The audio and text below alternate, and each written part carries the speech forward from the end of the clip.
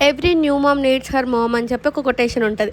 ఆ కొటేషన్ చాలామంది కొటేషన్‌లానే తీసుకుంటారు. ఇంకొంతమంది చాలామంది ఆ కొటేషన్‌కి కనెక్ట్ అయిపోయి కొంచెం ఎమోషనల్ అవుతారు.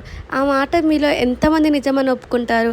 ప్రతి తల్లికి తన తల్లి అవసరం చాలా ఉంటుంది. ఇంకొంతమందికైతే వాళ్ళు తల్లి అయిన తర్వాతనే వాళ్ళ తల్లి విలువ అర్థమవుతుంది అంటారు. నాకైతే నిజంగా అట్లనే. నేను తల్లి అయిన తర్వాతనే మా మమ్మీ వాల్యూ తెలిసింది. అసలు మా మమ్మీ ఇంట్లో ఉంటే నాకసలు పిల్లలున్నారా అనే డౌట్ వచ్చిద్ది. ఎందుకంటే వాళ్ళని మా మమ్మీయే టేక్ కేర్ చేస్తది. ఇంకా కంప్లీట్‌గా నా ఫస్ట్ బాబుదైతే మొత్తం మా మమ్మీయే చేస్తది. అప్పుడు నాకసలు అంత బర్డెన్ అనిపియలే. నా ఫస్ట్ బేబీ ఉన్నప్పుడు అసలు నేను మదర్‌ని కాదు అన్నట్టే ఫీల్ అయ్యేదాన్ని. సెకండ్ బేబీ వచ్చిన తర్వాత కొంచెం రెస్పాన్సిబిలిటీ పెరిగిందనమాట. ఫైనల్‌గా ఈరోజు నా చిట్టి తల్లి 1 మంత్ కంప్లీట్ చేసుకుంది. సరేలే ఎలానో 1 మంత్ కంప్లీట్ చేసుకుంది కదా! ఒక ఫోటో అన్నా తీద్దాం మంత్లీ ఫోటోస్.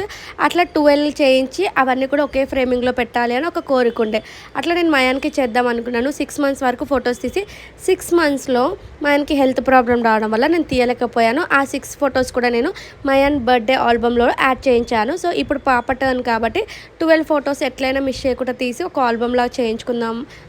ఫ్రేమింగ్ లాగా చేయించుకుందాము అని చెప్పి ఫోటో స్టార్ట్ చేశాను. నేను అనుకున్న ఒక డెకరేషన్ అయితే అది టర్న్ అయింది. ఇంకొకటి మా పాప ఈరోజు అస్సలు సపోర్ట్ చేయట్లేదు. నాకు బాగా అర్థమైంది. సో, చేసిన డెకరేషన్ అంతా పీకేసి అట్లీస్ట్ 1 అన్నా రాద్దాము.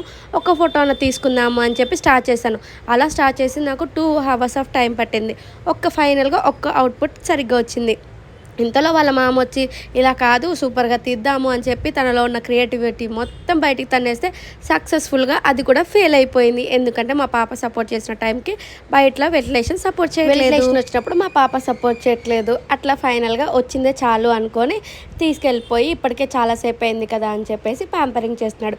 ఇంకా ఎవరైనా నా యూట్యూబ్ ఛానల్‌కి సబ్స్క్రైబ్ చేసుకోమంటే ప్లీజ్ సబ్స్క్రైబ్ చేసుకోండి. పక్కనే ఉన్న బెల్ ఐకాన్ కూడా కొట్టండి.